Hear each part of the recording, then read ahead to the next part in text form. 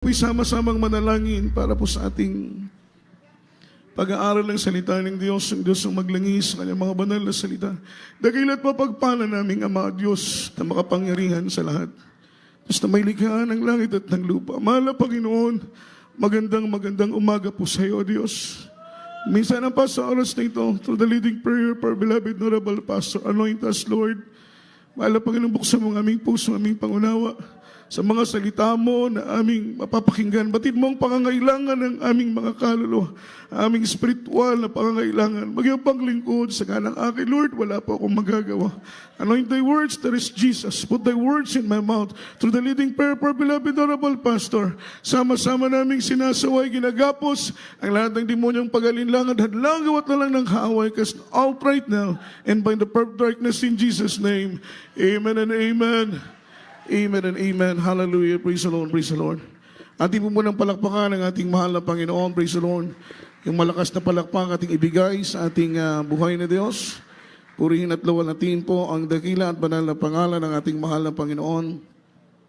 At bagong lahat, minamahal, akin po na pinapaabot ang pinakamataas na kapurihan, kaluwalhatian po at pagsamba ay natatanging sa ating mahal na Panginoong Jesucristo po lamang. And we give double honor and respect to our dearly beloved Honorable Pastor, beloved Evangelist Wildy Estrada Almeda, the interim prophet of our loving God, the man of God, and we always cherish the loving memories and blessed teaching, golden teachings of our dearly beloved Assistant Pastor, dear beloved children, to all beloved Almeda family, and good morning po sa ating beloved ordained preacher, beloved Kuya Andy, at maging sa kanyang buong pamilya, ang beloved ko preachers, beloved ko workers, at kung meron man tayong bisita sa oras na ito, sa araw na ito, sa dakong ito, mga minamahal, ay magandang umaga po, mga minamahal sa inyong lahat. At welcome po kayo sa banal na gawain ng ating mahal na Panginoong Jesus. At sa lahat po ng ating mga webcast viewer, happy viewing po. At sa lahat ng ating minamahal at mga ginigiliw po nating mga kapatid, narito sa umaga ito, mga minamahal ko ay magandang umaga po sa inyong lahat. Salamat sa proteksyon, salamat sa pag-iingat ng ating mahal na Panginoon. Kayo po'y payapa at ligtas na nakarating sa dakong ito upang sama-sama nating papurihan at pasalamatan ang ating mahal na Panginoon. Mga minamahal, kagalakan po namin ang makita kayo, makasama kayo, mga minamahal, sa araw ng pagpupuri. Sapagkat sabi ng Biblia, isang pinakamabuting bagay ang magbigay papuri at magpasalamat sa ating mahal na Panginoon. Palakpakan po natin ang ating buhay na Diyos. Pag-aralan po natin ang Biblia, mga minamahal, ang ating pong maikling topic ko ngayon is guard your heart. Amen. Ingatan po natin yung ating mga puso, mga minamahal.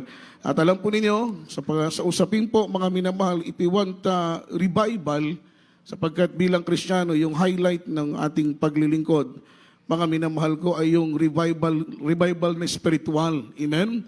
Upang sa anumang oras, anumang araw, dumating ang mahal na Panginoon, we are 100% ready for rapture.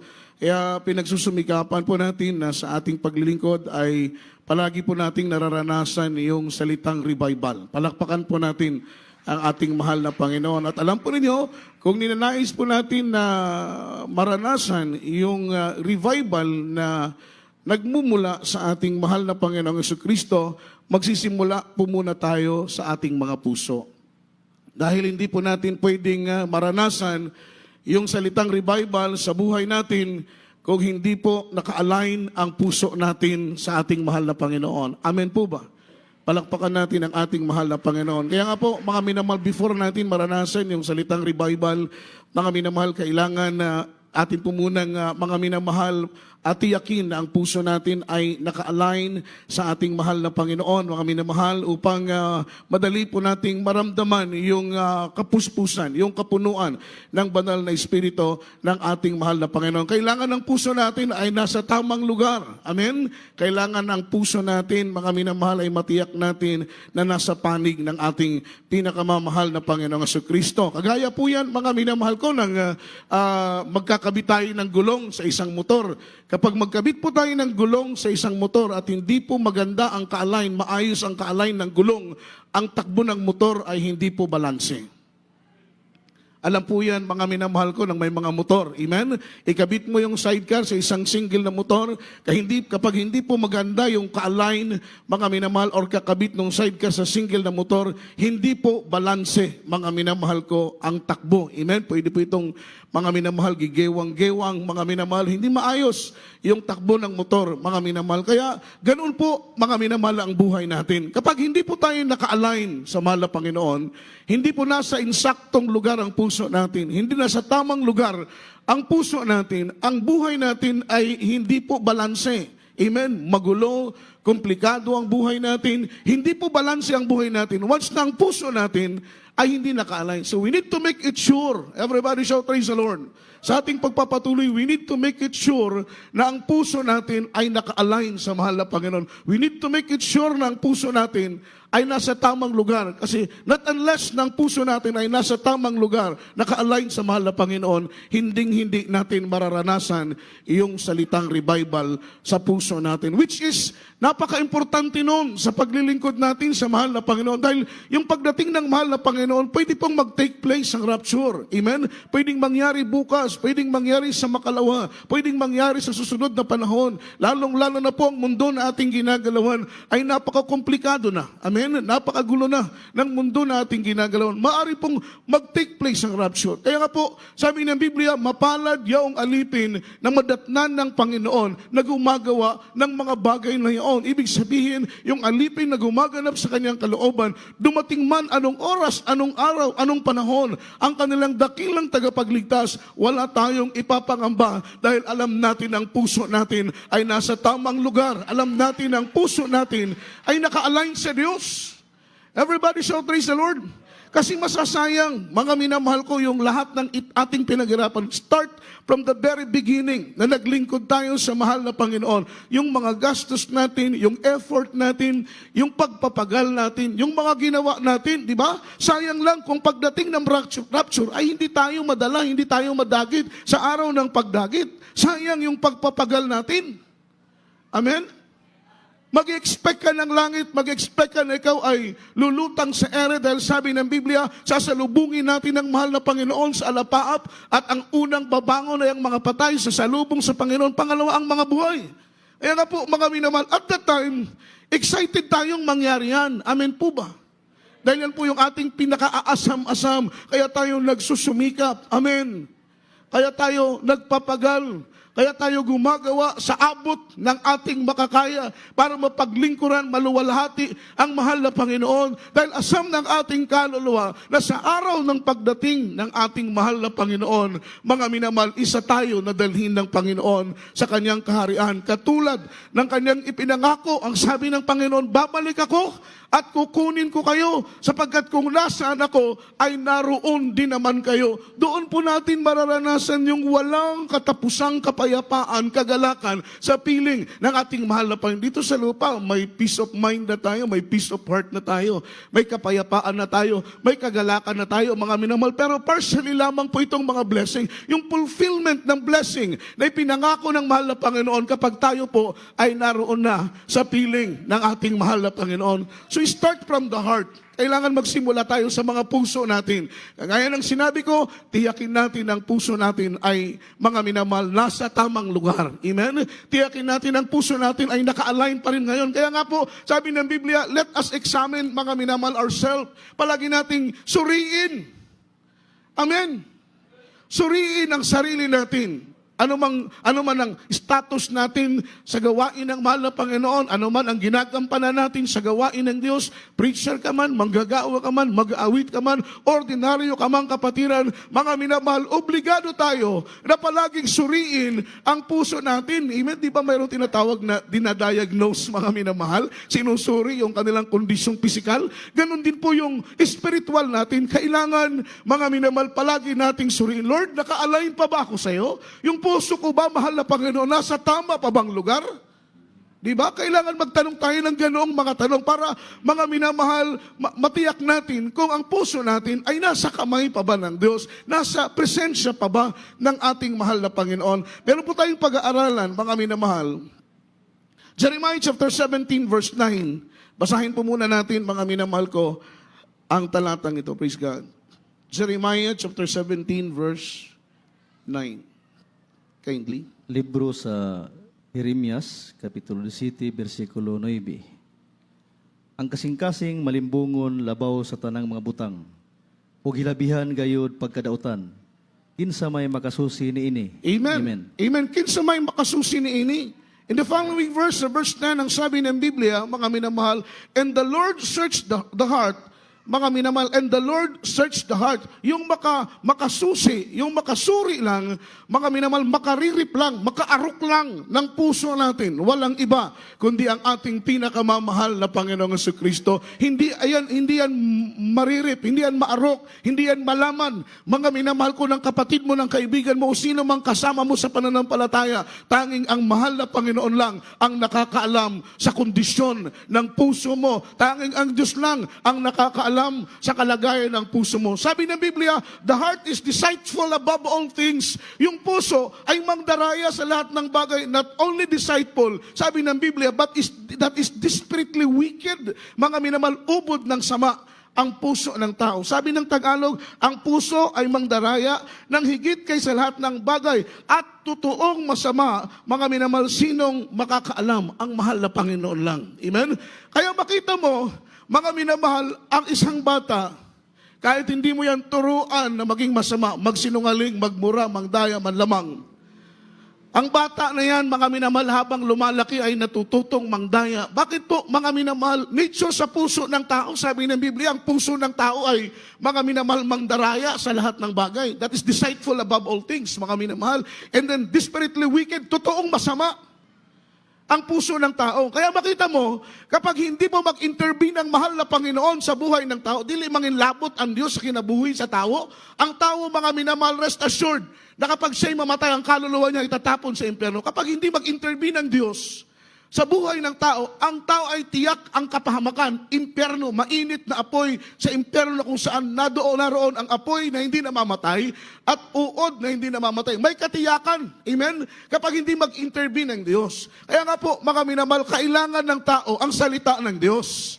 Everybody shout, praise the Lord. Amen. Dahil imagine, ang puso ng tao ay deceitful above all things. Masama, mandaraya sa lahat ng bagay. Ang sabi pa ng Biblia, desperately wicked, totoong masama ang puso ng tao. Imagine, kapag hindi ang mahal na Panginoon makialam, amen, hindi siya kumilos sa buhay ng tao, ang tao ay mananatiling masama at ang kanyang pupuntahan ay init ng apoy ng impyerno. Mga minamahal, magpasalamat tayo, di ba? Magpasalamat tayo dahil sabi ng Biblia, mga minamahal, ang Diyos ang gumawa ng paraan upang ikaw ay makalapit sa Kanya. Ang Diyos ang gumawa ng kapamaraanan upang mahipo ang puso mo, mahipo ang isip mo, na ikaw ay tumanggap, manampalataya sa Kanyang banal na salita, at sa araw na ikaw ay tumanggap ng bautismo sa tubig sa pangalan ni Jesus, sabi ng Biblia, kikilos ang kapangyarihan ng mahal na Panginoon. Yung puso mong mandaraya, amen? Yung puso mong totoong masama ay papalitan yan ng puso, mga minamahal ko, na nakapagbibigay lugod sa mahal na Panginoon. Everybody shout, praise the Lord. Yun ang puso na kailangan natin. Palakpakan natin ang ating pinakamamahal na Panginoon. Ang sabi dito, mga minamahal, kailangan natin ng pusong binago. Kaya nga po sa Book of Ezekiel, mabasa mo, mga minamahal, na yung pusong matigas natin ay papalitan ng Panginoon ng pusong may laman. Ibig sabihin, matututo ka ng umibig sa Diyos, matututo ka ng umibig sa iyong kapwa, matututo ka ng magpakumbaba, matututo ka ng, mga minamahal, magpatawad sa iyong kapwa, sapagkat tinanggal na ng mahal na Panginoon yung pusong matigas. Ano yung pusong matigas na yon? Yun, mga minamahal, yung deceitful heart and desperately wicked na puso, tatanggalin ng mahal na Panginoon at papalitan niya ito ng pusong may laman, pusong naaayon sa kalooban ng ating pinakamamahal na Panginoon. Kaya ba natin gawin yun? Hindi natin kayang gawin yun ng atin lang. Diba? Noong unang panahon, hirap na hirap tayong magpatawad. Hirap na hirap tayong magpakumbaba. Gusto natin, away kung away, patayan kung patayan. May piso halos hindi tayo magpautang. Ayaw natin nagpapalamang tayo. Ayaw natin nang naapi tayo. Amen? Pero mula nang tanggapin natin ang mahal na Panginoon, nagulat na lamang tayo, mga minamahal, ating pong natutunan na matamis pala ang pagpapakumbaba, napakatamis pala ng pagpapatawad. Every time na nagpapatawad tayo, every time na nagpapakumbaba tayo, para tayong nabubunutan ng tinik sa puso natin. Amen, di ba? Para tayong nabunutan ng tinik sa puso natin. Napakasarap magpatawad. Napakasarap magpakumbaba dahil yun ang kalooban ng mahal na Panginoon at yun ang puso na ilinagay niya sa sentro ng iyong pagkatao. Palakpakan po natin ang mahal na Panginoon. Kailangan natin ng pusong binago. Kailangan natin ng pusong nahugasan. Kailangan natin, mga minamahal, yung puso na napatawad. At yan po ay naranasan natin. Start na tayo po ay tumanggap ng bautismo sa tubig sa pangalan ng mahal na Panginoon. Unti-unting inayos ng mahal na Panginoon yung mga sira sa buhay natin. Rinipair ng Diyos, mga minamahal, yung labas nating anyo, maging ang kaloob-looban ng ating anyo ay rinipair ng Diyos. Amen? Hindi po biro yung mag-repair. Yung mga panday kapag nagre-repair, mga minamahal, hirap na hirap sila. Sabi niya, Brad, mas maganda pang magsimula na lang tayo kaysa mag-repair. Dahil mas madali ang magsimula kaysa sa mag-repair. Ganon, mga minamahal, ang buhay natin. Mula labas nating anyo, from outward appearance to inward appearance.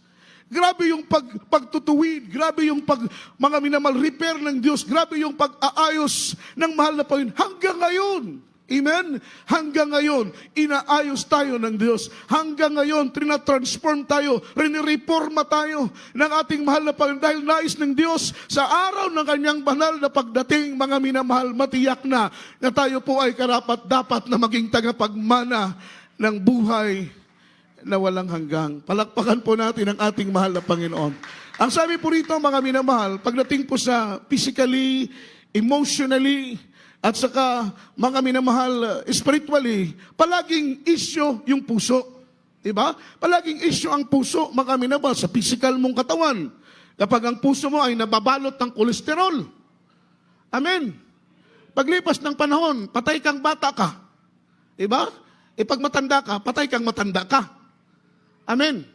Sakit yun eh, mga minamahal, kaya nga iniiwasan natin, mga minamahal, mayroong mga advices sa atin na huwag tayong kumain ng kargado ng kolesterol para hindi mabalot ng kolesterol ang puso natin dahil baka hindi pa tayo nasa insaktong edad.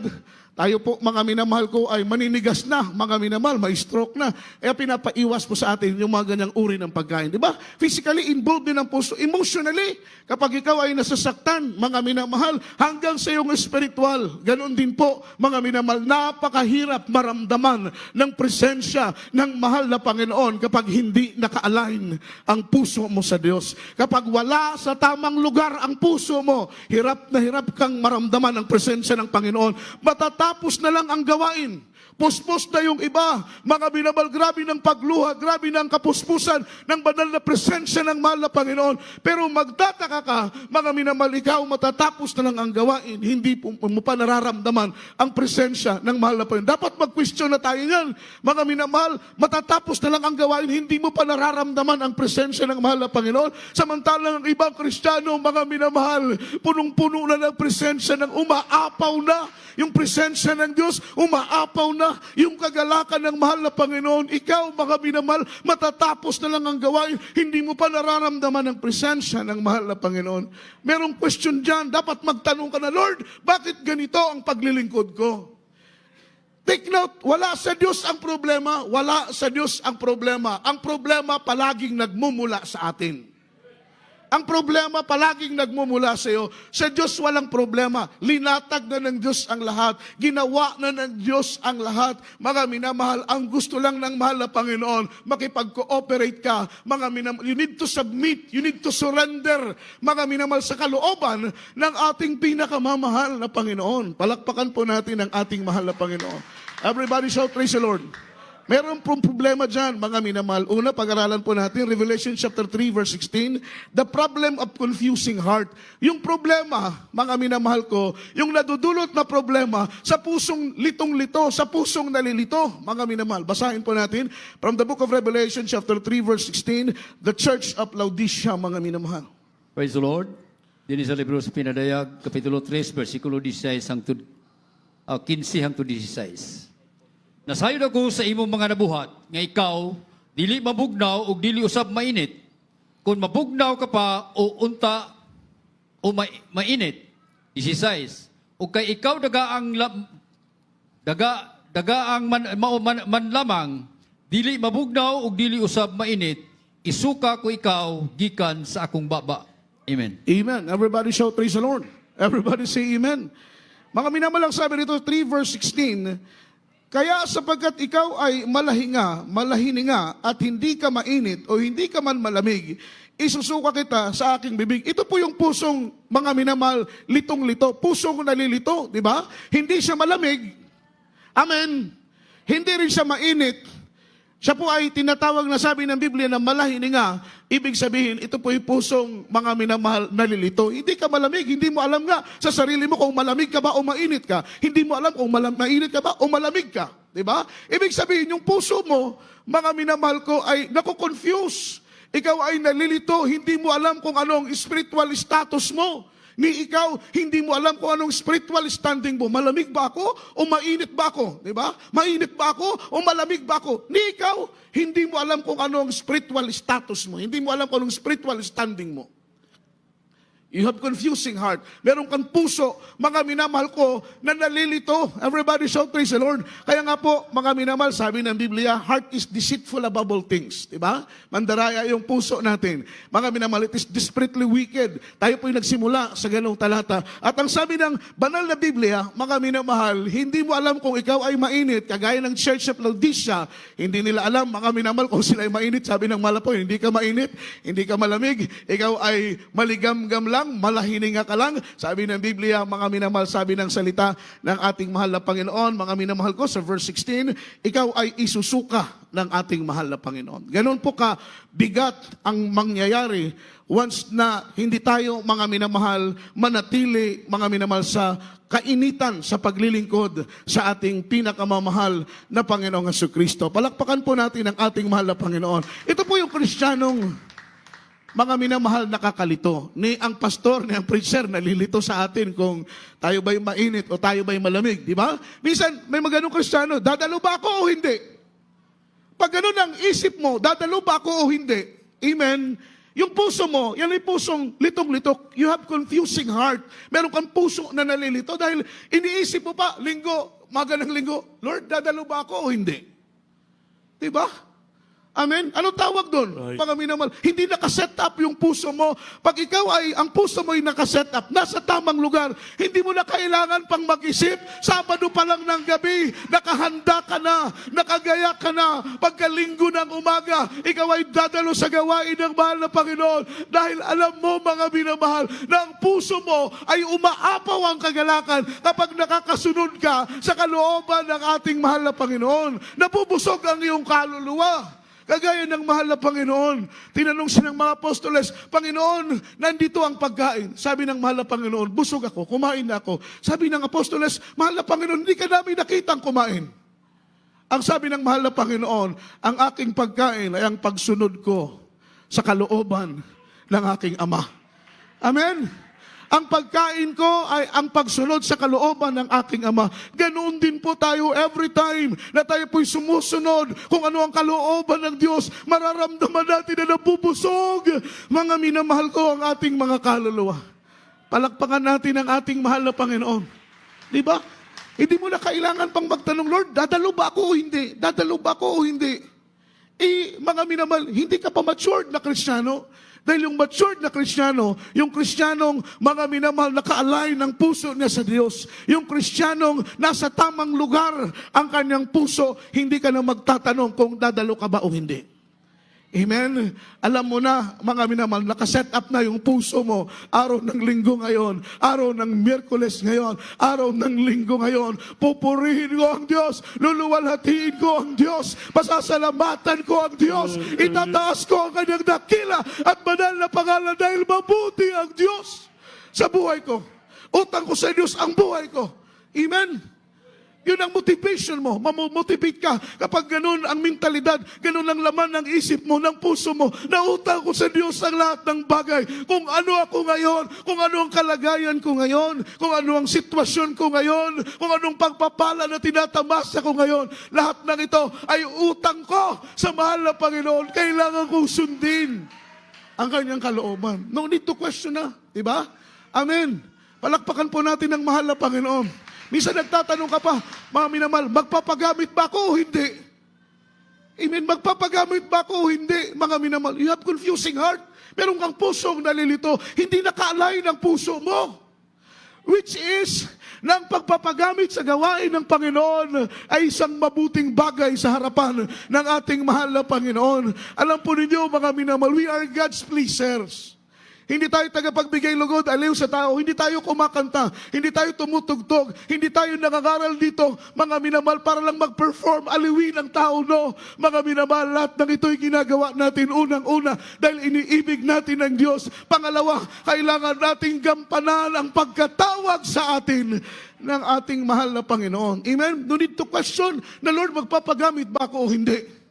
Merong ganun kaya, minsan dahil kung meron silang puso na nalilito, mga minamahal, hindi ginaganaan sa pagpapagamit. Tumatayo sa pulpito, mga minamahal, just to comply, compliment na lang, mga minamahal. Importante makita sila dyan, no? Hindi po ganun. Dapat alam natin yung essence. Dapat alam natin yung halaga ng pagpapagamit ng mga minamahal. Dapat ang pagpapagamit natin, yan ang buhay natin. Diba?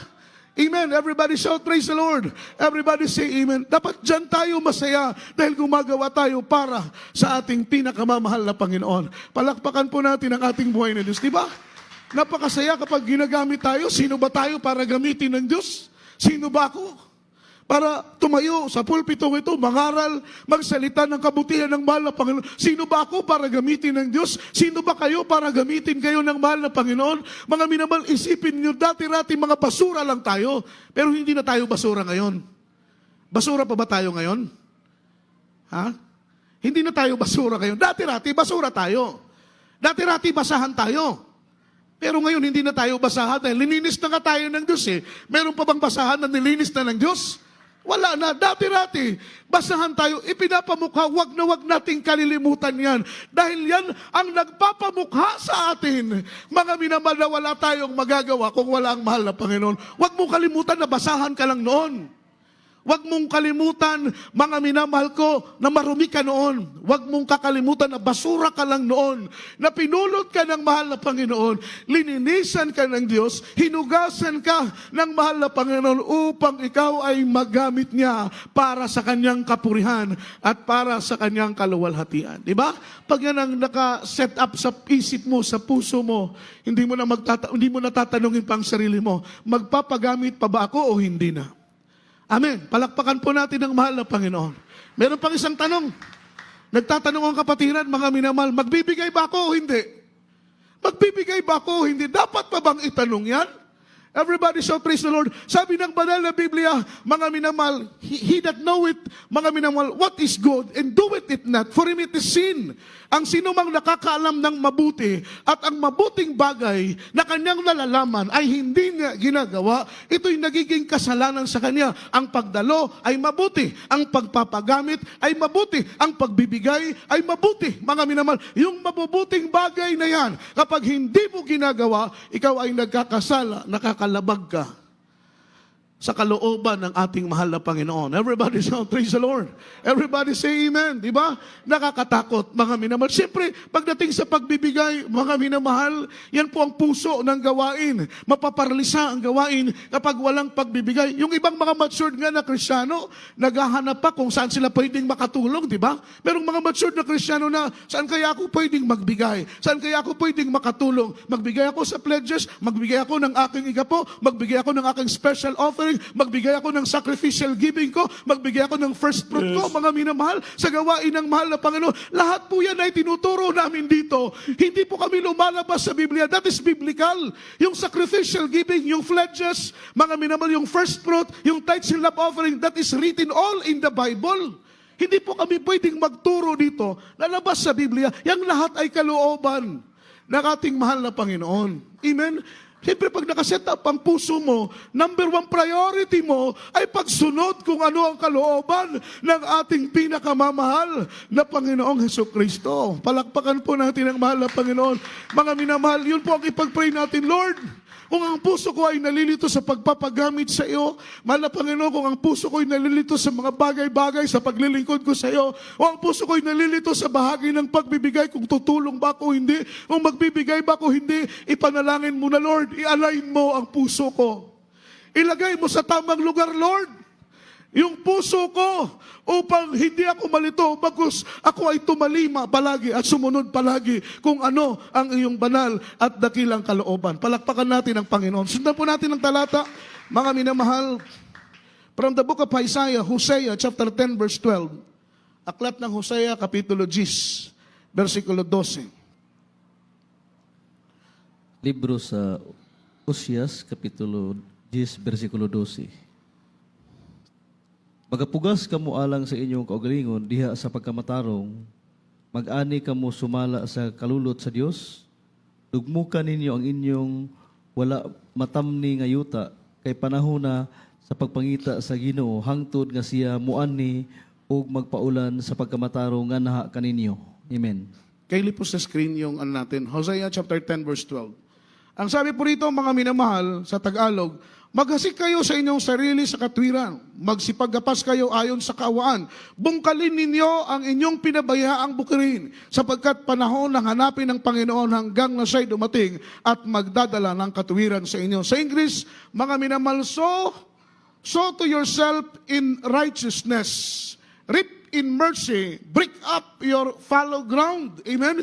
Yung word na fallow ground, doon po tayo tumutok, mga minamahal.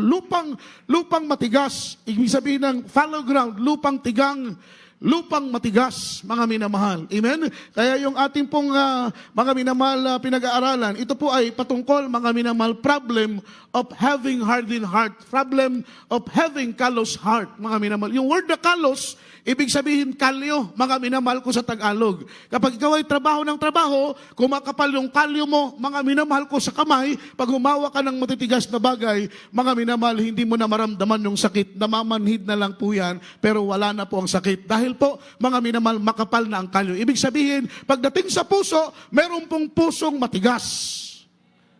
Amen? Kanina, confusing heart. Ngayon naman, hardened heart, callous heart, puso, mga minamahal ko, na matigas. Kaya nga ang sabi rito, mga minamahal, break up your fallow ground. Bungkalin mo yung matigas mong lupa. Amen? Dahil ano ang pakinabang kapag ang lupa ay matigas? Sige nga. Taniman mo ng butil kapag ang lupa ay matigas, hindi mo siya i-cultivate, hindi mo siya bungkalin, bigla mo yung taniman ng kahit anong tanim, hindi po magiging maayos ang tubo, mga minamahal ko ng tanim. Baka posibleng mamatay pa yan. Dahil, siyempre, hindi makapenetrate yung tubig dahil matigas nga, tigang na. Nakakita na po ba kayo ng palayan na tigang, halos bumibiyak na, mga minamahal yung lupa, sa sobrang tigang, mga minamahal ko ng lupa?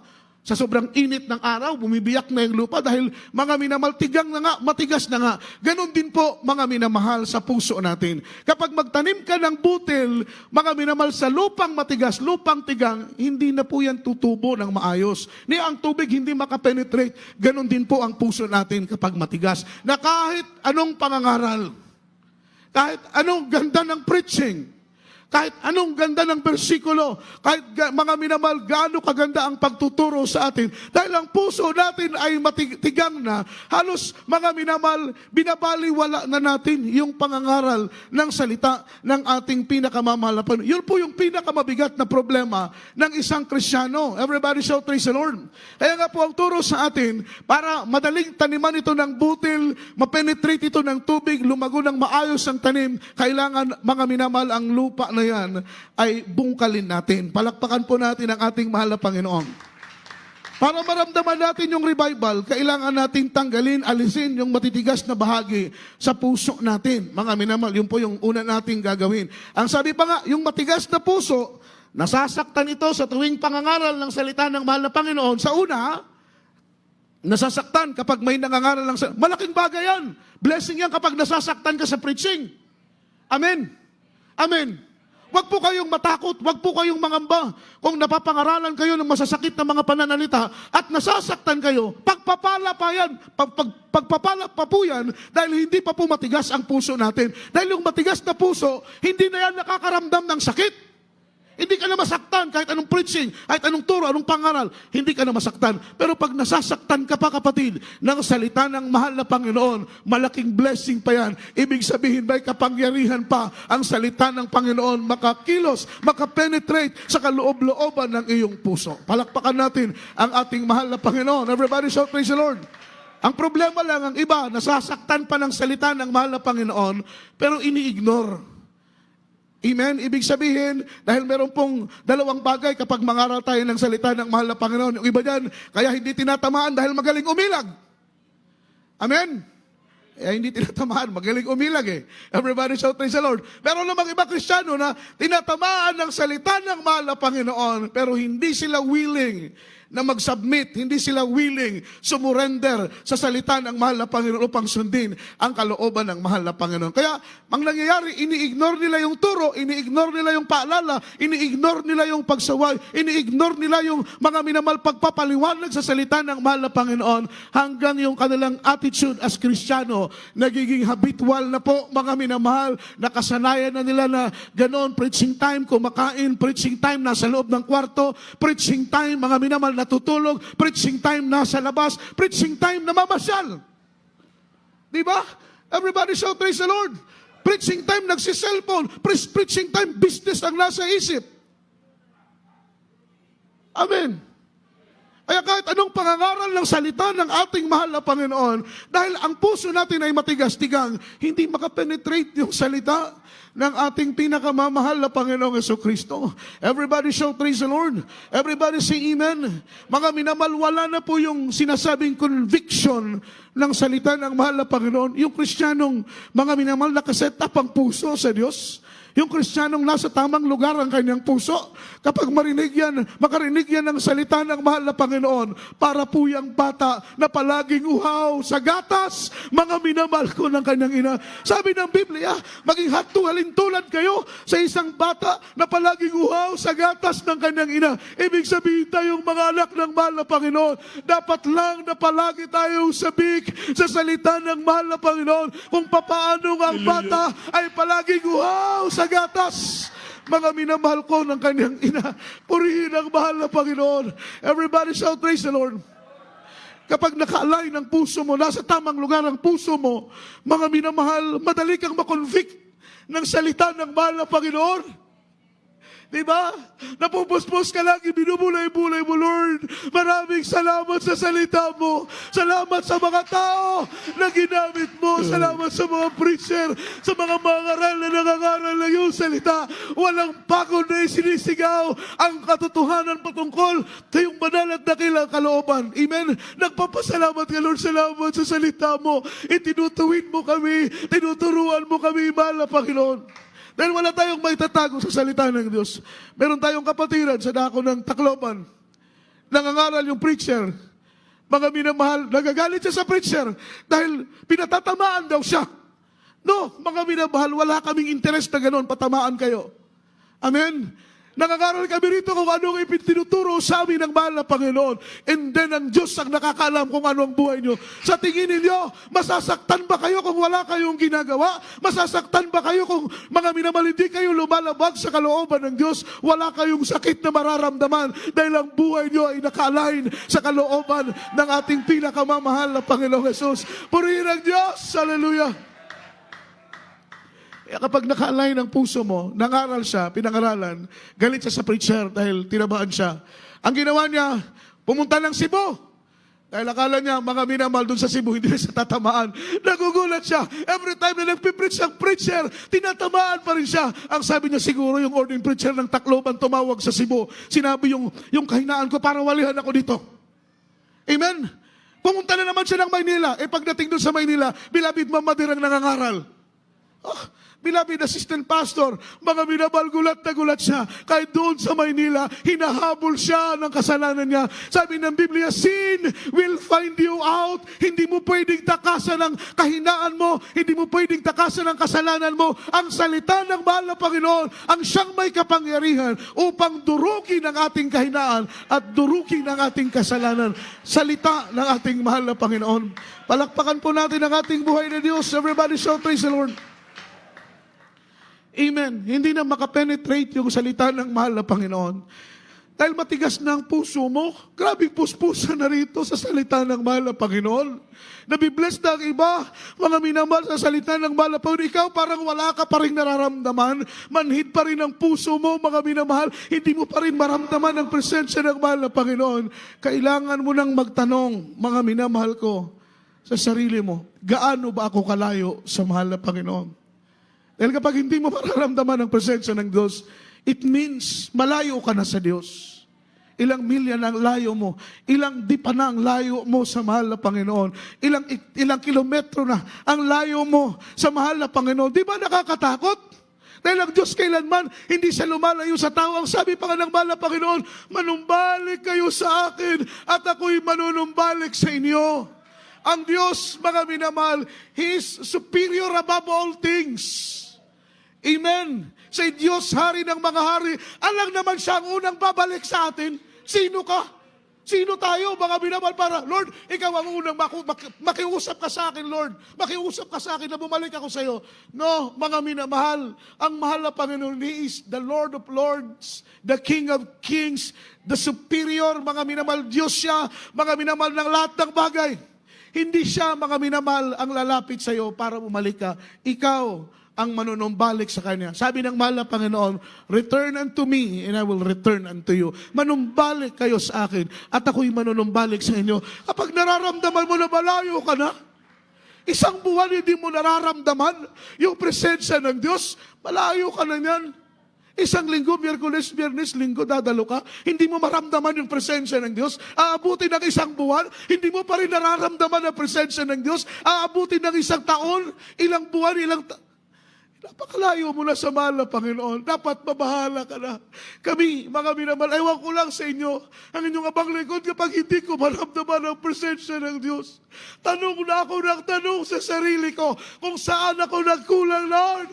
Saan ako nagkasala. Ayaw ko ng ganitong buhay.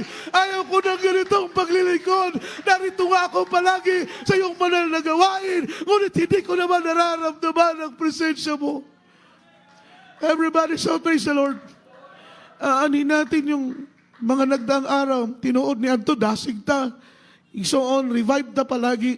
Aanin natin yung mga nakaraang mga bagay kung ngayon naman ay malamig na tayo sa paglilingkod sa mahal na Panginoon. Di ba?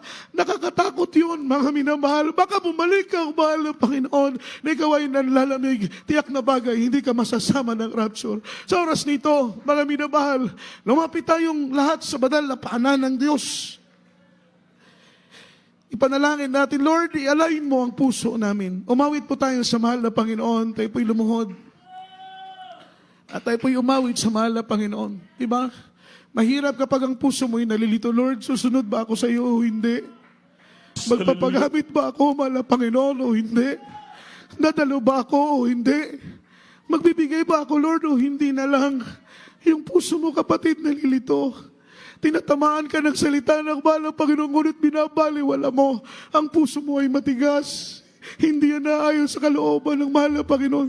Hindi po makakilos ang kapangyarihan ng Diyos kapag pinapatigas natin ang ating mga puso, mga minamahal. Hallelujah! Awitan natin ang mahal na Panginoon. Kindly ating mga beloved assist. Mga minamahal, purihin natin at luwalatiin. Itaas natin ang dakila at banal na pangalan ng mahal na Panginoon ngayon at kailanman.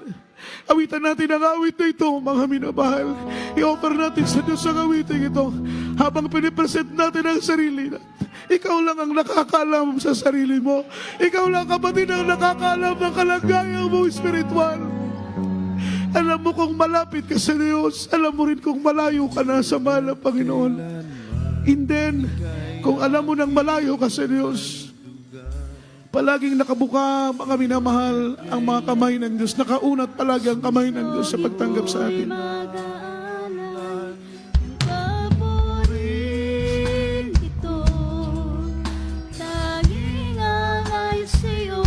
Jesus, ikaw ang aking higit sa aking buhay. Singgit, hallelujah. Ligay ko sa iyo. Lamang at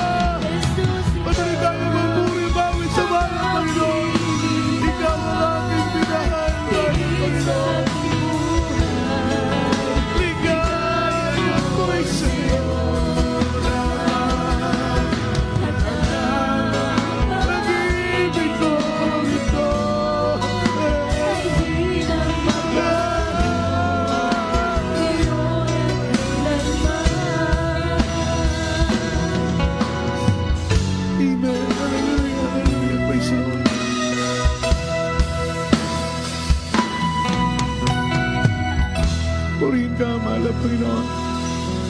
Tayo pong natin lumapit sa manalapanan ng mahal na Panginoon. Itaas mo natin ang ating mga kamay. Idalangin natin na Lord, i-align mo yung puso namin, mahal na Panginoon.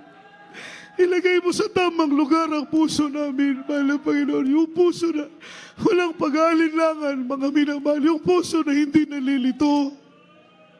Yung puso na handang sumunod sa kalooban ng Diyos. Gaano man ito minsan kahirap. Kapag ang puso mo'y naka-align, ang puso mo nasa tamang lugar, hindi ka nagrereklamo, hindi ka nagtatanong. Susunod ka palagi kung ano ang nais ng Diyos. Yun ang puso nakalain sa mahal ng Panginoon, nasa tamang lugar.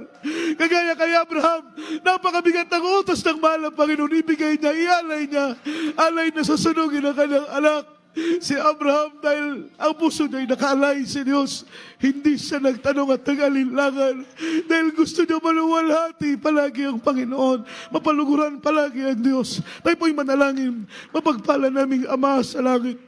Diyos na makapangyarihan sa lahat, salamat sa mga salita mo. Salamat sa paalala mo sa amin, sa pagtuturo mo sa amin, sa pagtutuwid mo sa amin. Salamat, mahal na Panginoon, sa iyong mga salita na nagpapaalala sa amin. Buksan mo ang aming puso, ang aming isip. Dalangin namin, mahal na Panginoon, ilagay mo sa tamang lugar ang mga puso namin. I-align mo ang puso namin sa iyong kalooban. Patuloy mo kaming patnubayan, gabayan, masunod palagi ang kalooban mo. Sa pangalan ni Jesus, sa pangalan ni Jesus. Amen and amen. Hallelujah. Praise the Lord. Palakpakan po natin ang ating mahal na Panginoon.